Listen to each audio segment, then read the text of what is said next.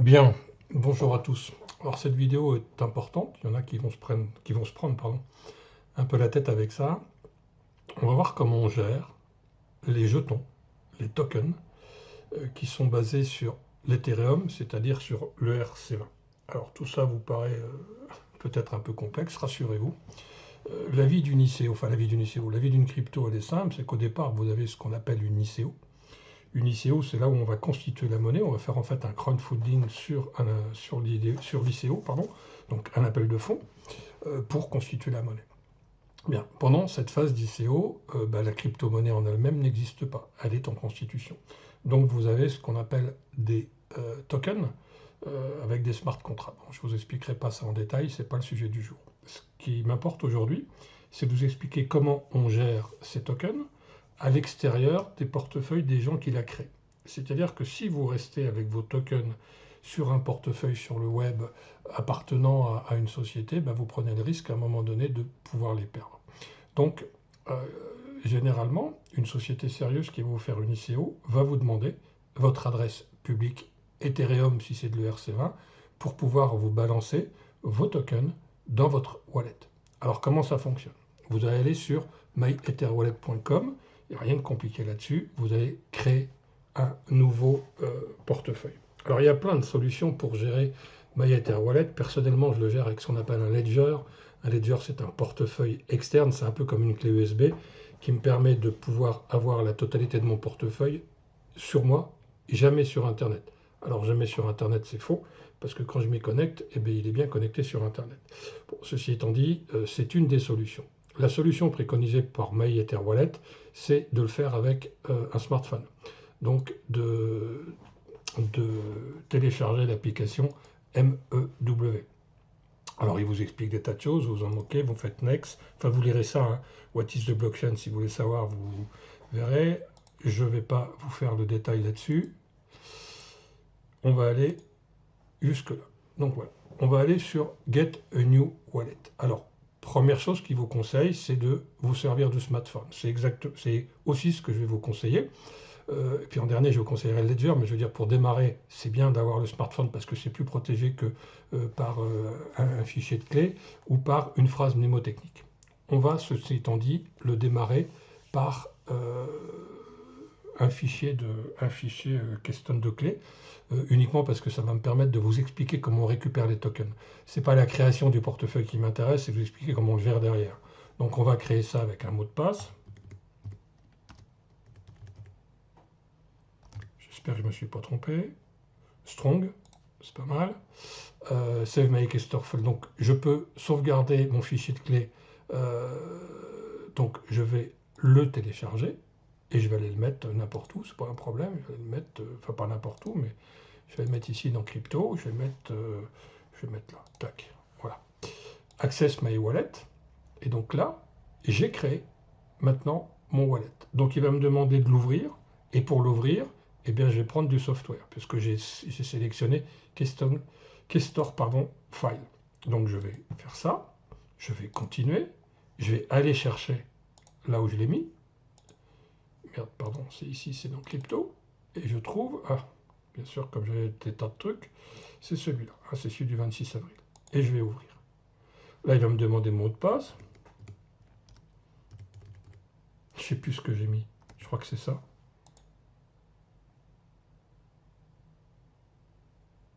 Et je suis pas sûr du mot de passe que... Ouais, c'est ça.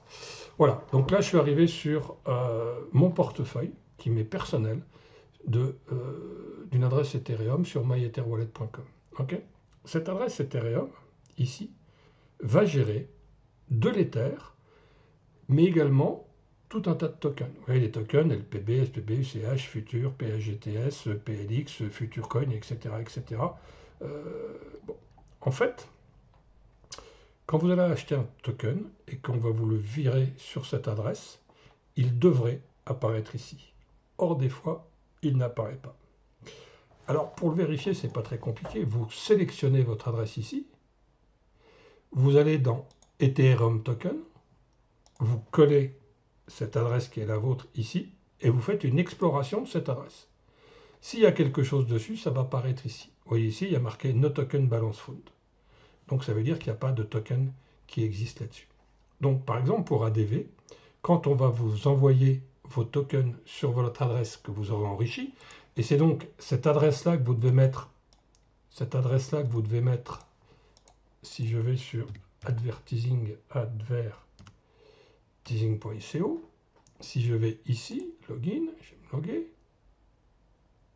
l'adresse qu'on vous demande de renseigner sur la vidéo que j'ai fait sur ADV, eh bien, c'est bien, je suis déjà ici, je suis déjà fait. On va aller sur Profile, et sur Profile ici, c'est cette adresse-là que vous mettez là. D'accord? C'est pas plus compliqué que ça. Donc, cette adresse que vous récupérez là, alors vous faites toujours attention aux deux premiers chiffres, aux deux derniers. Quand vous allez la coller, vous vérifiez bien que les deux premiers et les deux derniers sont bons. Tout ce qui est à l'intérieur devrait forcément être bon. OK? Alors, je vais me connecter avec mon Ledger, parce que vous allez voir un portefeuille actif, et vous allez voir comment on récupère des tokens, et vous irez voir ce qu'on trouve entre autres ici, pour que vous compreniez bien comment ça va fonctionner. Alors, je vais me déconnecter. Logout, je vais prendre mon Ledger, qui logiquement est toujours branché, qui bien sûr s'est déconnecté parce que c'est normal. Alors, c'est une clé USB, hein, je suis en train de rentrer un code dedans. Bah, c'est une clé USB, c'est comme une clé USB, c'est pas une clé USB, mais... Hein. Toc, je vais aller sur View Account, et je vais quitter ici. Donc je vais aller en Access My Wallet, et là je vais leur expliquer que c'est du hardware, et que j'ai un Ledger, et que je vais choisir ici. Donc je vais choisir l'Ethereum, le premier qui me propose, c'est pas un souci. Il faut que je rentre dans mon compte, parce que sinon il ne va pas vouloir, voilà. Et là j'obtiens la totalité de mes adresses Ethereum que je gère. Alors il y en a plein, hein. Vous allez voir que si j'ai envie d'aller m'amuser, il y en a plein. Alors vous voyez qu'il y a des balances qui sont à 0, parce que j'ai très peu d'Ethereum là-dessus. Le but pour moi, c'est pas de gérer mes Ethereum là-dessus, je les gère sur un autre ledger. Avec ce ledger-là, je gère que du token, donc de la crypto en devenir. Donc vous allez voir qu'ici, il va y avoir un petit 0,20. Alors il y a un petit peu d'Ethereum, pourquoi? Parce que quand je fais des transferts, eh bien je paye les frais de minage, les frais des transactions avec l'Ethereum, j'ai pas le choix. Donc je laisse toujours un petit bout d'Ethereum. 0,020 à 150 $ le bout de... voilà, je laisse 3 $. Hein, c'est pour essayer de vous situer un petit peu. Donc là, je vais faire, pour accéder à my wallet, j'accepte les conditions. Accept my wallet. Il me met Do you want to inform me about... Bon, il y a une erreur, c'est pas trop le problème. Access my wallet. Et ben, je vais me redéconnecter et je vais revenir avec la vidéo. Bon, voilà, je me suis reconnecté, je sais pas ce qui s'est passé, enfin, c'est pas grave. Donc, je suis connecté maintenant sur une de mes adresses Ethereum, pardon.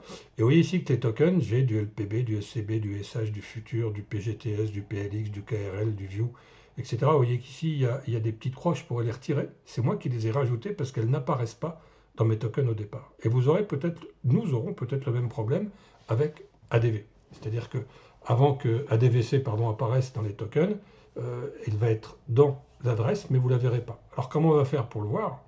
Eh bien, on va simplement copier. Alors tenez, d'ailleurs, je vais vous faire une astuce, je vais retirer celle-là. Voilà. Je vais retirer comme ça, je cherche désespérément le LP, je ne sais plus quoi. Je vais donc copier cette adresse. Je vais aller explorer ce qu'il y a à l'intérieur de cette adresse. Et là, je vais retrouver tous mes tokens. Du Krill, de l'Hyper Token, du Switch, etc., etc. Alors, laquelle il me manque aujourd'hui, du coup, j'en sais rien. PGT, alors je vais aller voir. SCBUSH, Futur, PGTS, PLX, il me manque le LPT. Le LPT, il est plus dessus. Alors, comment je vais faire pour faire apparaître le LPT ici? Eh bien, c'est pas compliqué. Je vais aller le créer. Comment je crée cette chose-là? Ben, je prends simplement, je vais aller ici, et je vais choisir le symbole. Donc, je vais faire ici Custom Token. Je vais choisir le symbole. Merde, pardon. Je vais choisir le symbole. Je vais choisir l'adresse du contrat qui est ici. Pardon, qui est ici. C'est la même. Hein. Non, c'est pas la même. C'est celle-là, l'adresse du contrat. OK, donc 0x et 39. 0x et 39. Je vais choisir également le nombre de décimales, c'est important. Donc je vais mettre le nombre de décimales, 18, et je vais faire Save. Là, il va mouliner un petit peu, et va apparaître maintenant le LPT qui est ici. Nous aurons peut-être la même chose à faire avec la DVC. D'accord? Donc il faut que vous compreniez qu'il y a des tokens qui sont courants, puis il y en a qui sont moins courants. Donc maintenant j'ai mon LPT qui est ici, vous voyez que j'en ai un petit paquet, hein. Non, j'en ai 2, quelque chose. Voilà, c'est ce que je voulais vous expliquer sur le fonctionnement des tokens sur une chaîne Ethereum. Sur l'Ethereum qui s'appelle le RC20, vous avez la gestion des tokens possibles. Ces tokens se gèrent avec la même adresse que l'adresse principale d'Ethereum. Rien de compliqué là-dessus. La création d'une adresse Ethereum n'est pas compliquée non plus sur MyEtherWallet, pardon.